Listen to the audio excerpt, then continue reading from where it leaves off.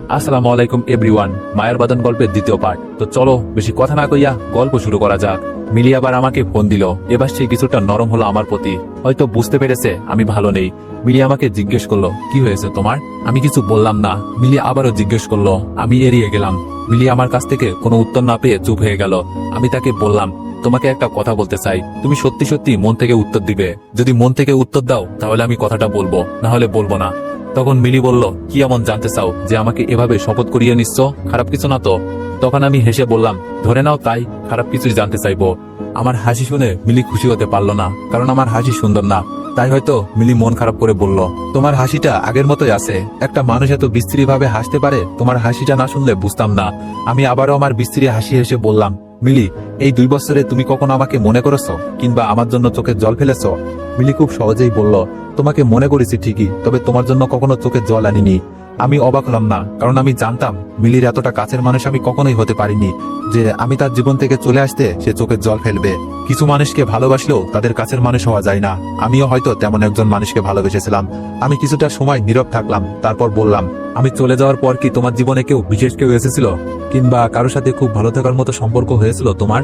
আমার এমন কথা শুনে মিলি অনেকটা সারপ্রাইজ হলো, তবুও সে খুব স্বাভাবিকভাবেই বলল, তুমি চলে যাওয়ার পর একটা ছেলে আমার জীবনে এসেছিল, ঠিক তোমার মতো করে হাসতো, তোমার মতো করে কথা বলতো, তোমার মতো করে অভিমান করতো। ওর মাঝে যেন আমি তোমাকে খুঁজে পেতাম, কিন্তু একসময় ও আমার জীবন থেকে চলে গেল। কি কারণে আমাকে ছেড়ে চলে গিয়েছে সেটা আজও আমার কাছে অজানা। মিলির মুখ থেকে কথাগুলো শুনে অনেক বেশি খারাপ লাগলো আমার। বুকের বাম পাশে প্রচন্ড ব্যথা অনুভব করলাম। মনে হলো বুকের ভেতর থেকে ছিন্ন ভিন্ন হয়ে কোনো কিছু বের হতে আসতে চাইছে। নিজের এক সময়কার ভালোবাসার মানুষের কাছ থেকে এরকম কিছু কথা শুনলে কার না খারাপ লাগবে? আমরা ভাবি আমাদের ভালোবাসার মানুষটা হয়তো আমাদেরকে এখনো বলতে পারেনি, আমাদের জন্য এখনো মাঝরাতে একাকী নীরবে চোখের জল ফেলে। কিন্তু বাস্তবতা হলো আমাদের প্রিয় মানুষটা আমাদেরকে মনে রাখে না, আমাদের জন্য কাঁদে না। সে নিজেকে নিয়ে ব্যস্ত হয়ে পড়ে, অন্য কারো চোখের জল মুছে দেওয়াটাই জীবনের সার্থকতা মনে করে। আমাদেরকে মনে করার সময় তার হয় না। আমি দুঃখ ভারাক্রান্ত মন নিয়ে মিলিকে বললাম, ছেলেটা বুঝি আমার থেকেও অনেক সুন্দর ছিল, তোমাকে অনেক ভালো রাখতো? তখন মিলি বলল, সেটা জানি না, তবে তার সাথে যতদিন ছিলাম ততদিন তোমাকে খুব একটা মনে হয়নি আমার। মনে হয়নি বললে ভুল হবে, ও আমাকে তোমার কথা মনে করতে দেয়নি, এর জন্যই হয়তোবা তোমাকে ফোন না দিয়ে থাকতে পেরেছি। আমি বললাম, তার মানে ওই ছেলেটা যদি তোমার জীবন থেকে চলে না যেত তাহলে আমাকে কখনোই ফোন দিতে না, আমার সাথে যোগাযোগ করতে না, তোমার বিচ্ছেদটাই আমার সাথে যোগাযোগ করতে তোমাকে বাধ্য করেছে। মিলি বলল, হ্যাঁ, এমনটাই ধরে নিতে পারো। আমি বললাম, আচ্ছা বলো তো, আমাদের দুজনের মাঝে এখন তোমাকে কাকে বেশি মনে পড়ে? মিলি বলল, তোমাকে মনে পড়ে। ও চলে যাওয়ার পর তোমাকে অনেক মনে হতো, তোমার সাথে অনেকবার যোগাযোগ করতে চেয়েছি, পারিনি। তোমার নাম্বারটা হারিয়ে ফেলেছিলাম, পরে অনেক কষ্ট করে জোগাড় করেছি। আমি বললাম, শুনে ভালো লাগলো, আমি চলে যাওয়ার পর তুমি অনেক ভালো ছিলে। মিলি বলল, আমার সাথে ব্রেকআপের পর তোমার জীবনে কোনো মেয়ে আসেনি? ওয়েট, 2টা কথা বলবো, জানি তোমাদের খারাপ লাগবে, কিন্তু না বলেও থাকতে পারলাম না। একটা ছেলে সারাদিন কষ্ট করে ভিডিওগুলো মেক করে, আর তোমরা হয়তো জানোই একটা ভিডিও মেক করতে কতটা কষ্ট হয়, কিন্তু তারপরও তোমরা কি করতেছো? গল্পগুলো কপি করে নিজেদের আইডিতে ছাড়তেছো।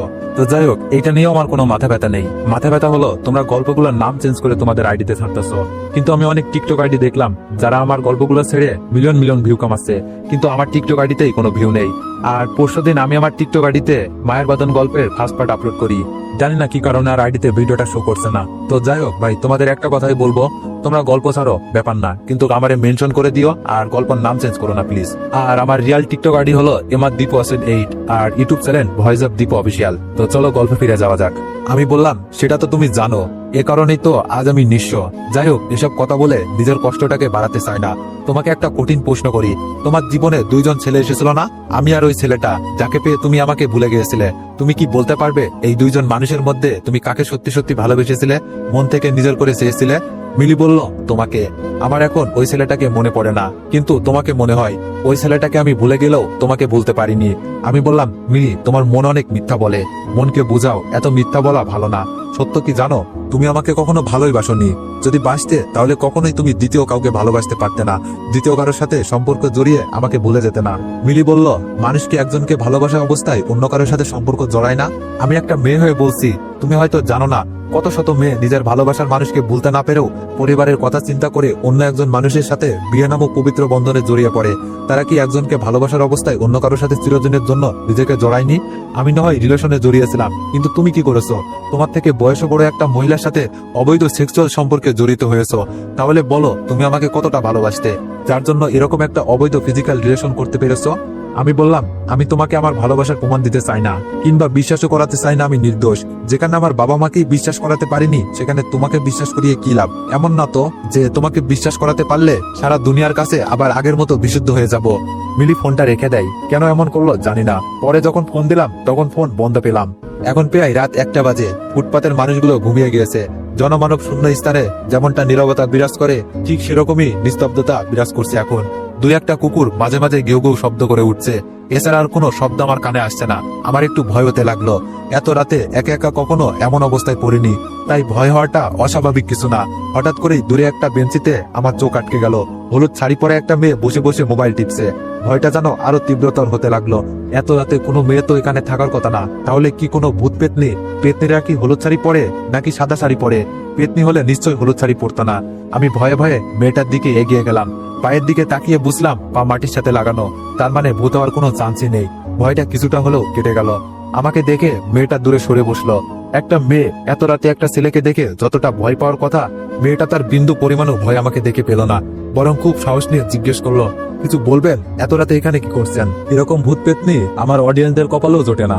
আমি মেয়েটার এমন প্রশ্ন শুনে থমকে গেলাম। আমি তার প্রশ্নের উত্তর না দিয়ে বললাম, আমি তো একটা ছেলে, তাই এত রাতে একা ঘোরাটা খুব কমন বিষয়। কিন্তু আপনি একটা মেয়ে হয়ে এত রাতে এখানে কি করছেন, তাও আবার গায়ে হলুদ শাড়ি? তখন মেয়েটা যা বলল তা শুনে কিছুক্ষণের জন্য বোবা হয়ে গেলাম। মেয়েটা বলল, আসলে আমি আমার বয়ফ্রেন্ডের জন্য অপেক্ষা করছি। ওর আসার কথা 12টার সময়, কিন্তু 1 ঘন্টা পার হয়ে গেল, এখনো আসলো না। তাই বাধ্য হয়ে বসে আছি। ও আসলে ওর সাথে চলে যাব।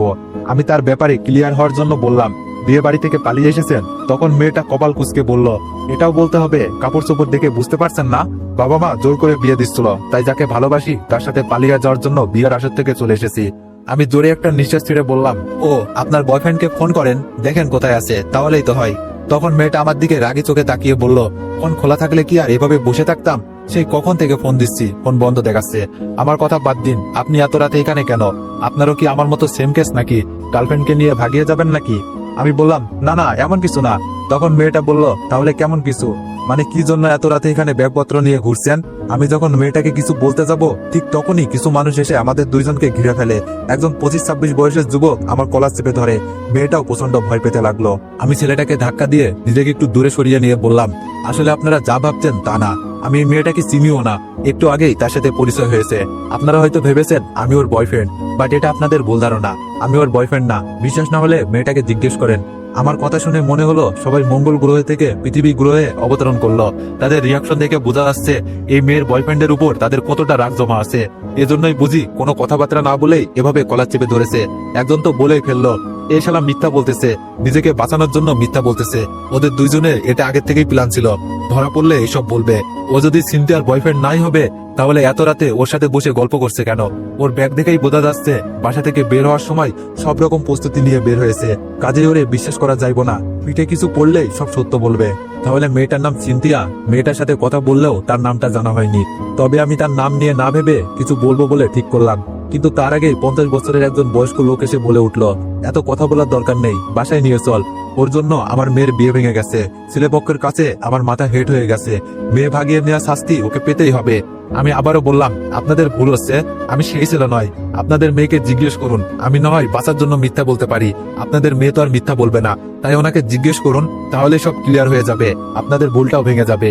আমি মেয়েটার দিকে তাকিয়ে দেখলাম যে ভয়ে কাঁপছে। একটা মেয়ে নিজের বাবাকে এতটা ভয় পেতে পারে জানা ছিল না আমার। ভয়ের চোটে এই মেয়েটার মুখ দিয়ে কোনো কথা বেরোচ্ছে না। আমি মেয়েটাকে অনেকবার বলার পরেও সে কোনো কথা বললো না।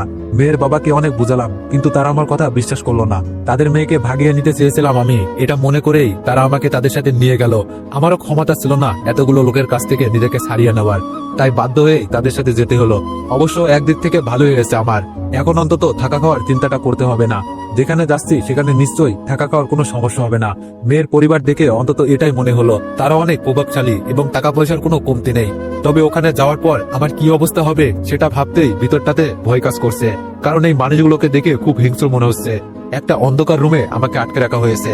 জানালা দিয়ে একটু একটু করে আলো বাতাস আসছে, তবে সেটা অন্ধকারকে গ্রাস করতে পারছে না। কিছু সময় পর কেউ একজন এসে দরজাটা খুলে আমাকে বাড়ির সবার সামনে নিয়ে গেল। বুঝতে পারলাম এটা যৌথ ফ্যামিলি। মেয়ের বাবা মা, চাচা চাচি, দাদা দাদি সবাই আমার দিকে কেমন করে যেন তাকিয়ে আছে। হয়তো তারা বিশ্বাস করতে পারছে না তাদের মেয়ে আমার মতো একজন ছেলের সাথে পালিয়ে যেতে চেয়েছিল, কিন্তু আসল সত্যটা তারা এখনো জানে না। আমার সামনে অনেকগুলো মানুষ দাঁড়ানো থাকলেও আমি শুধু সিনথিয়া মেয়েটাকে বাদে কাউকে চিনতে পারছি না। আমার মনে হলো এবার হয়তো আমাকে কিছু বলার সুযোগ দিবে, আমি যে মেয়েটার কিছুই হয় না সেটা সবাইকে বোঝাতে পারবো। কিন্তু এমন হলো না। সিনথিয়ার বাবা আমার দিকে না তাকিয়ে সিনথিয়াকে প্রশ্ন করতে লাগলেন।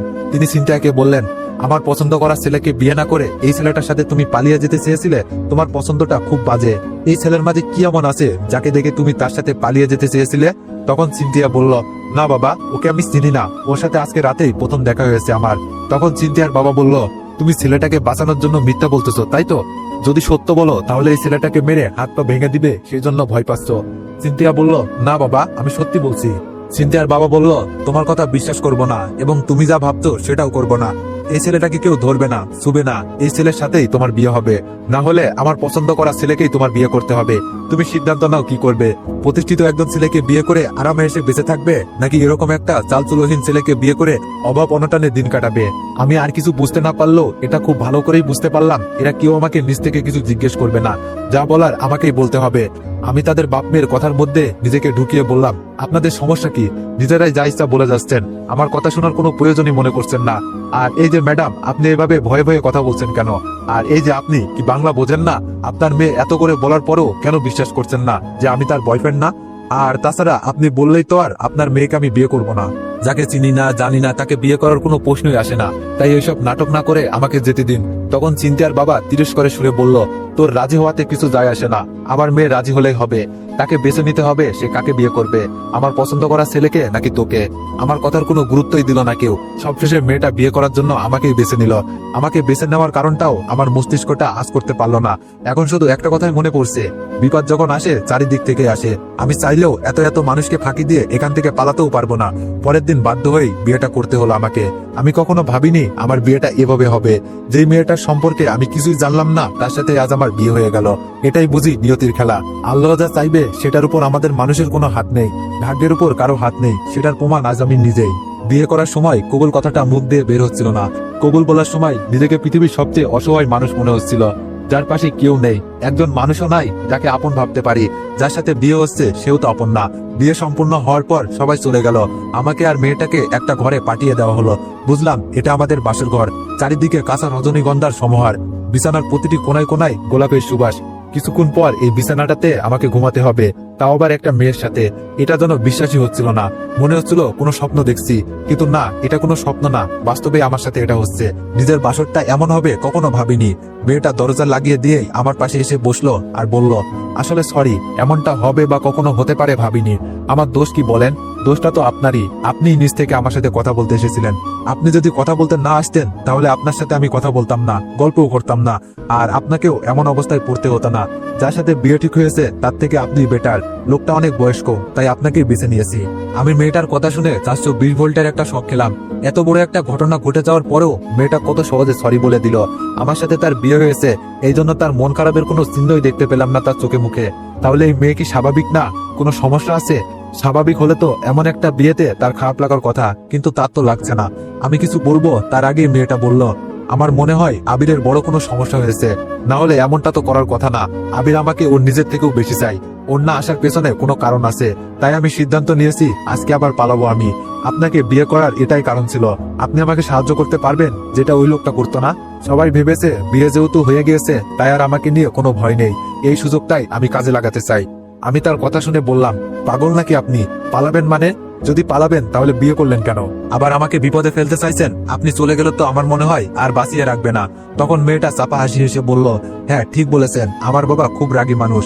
বাসর ঘরে নিজের বউকে ধরে রাখতে পারেননি, পালিয়ে গেছে, এটা শুনে নিশ্চয়ই আপনাকে মেরে ফেলবে। অনেক সময় পর মেয়েটা বলল, আপনার ব্যাগ কোথায়? আমি তো আগেই সবকিছু গুছিয়ে রেখেছি, আপনি তাড়াতাড়ি আপনার ব্যাগ রেডি করুন, এখনই আমাদেরকে পালাতে হবে। এখন বাসার সবাই ঘুমিয়ে গেছে। আমি তার কথা শুনে কিছু বলতে পারলাম না, তার দিকে হা করে তাকিয়ে রইলাম। আমার এভাবে তাকানো দেখে সে বলল, হা করে তাকিয়ে আছেন কেন? বাসর করবেন নাকি? বিছানায় কোলবালিশ আছে, ওটার সাথে বাসর করুন। শখ কত আমার সাথে বাসর করবে? যদি মরতে না চান তাহলে আমার সাথে আসুন, আর যদি বাঁচার ইচ্ছা না থাকে তাহলে কোলবালিশের সাথে বাসর করেন। তো এভরিওয়ান, গল্পটি কার কেমন লাগছে সবাই কমেন্টে জানাতে ভুলবেন না, আর সবাই নেক্সট পার্টের জন্য অপেক্ষা করুন। ধন্যবাদ।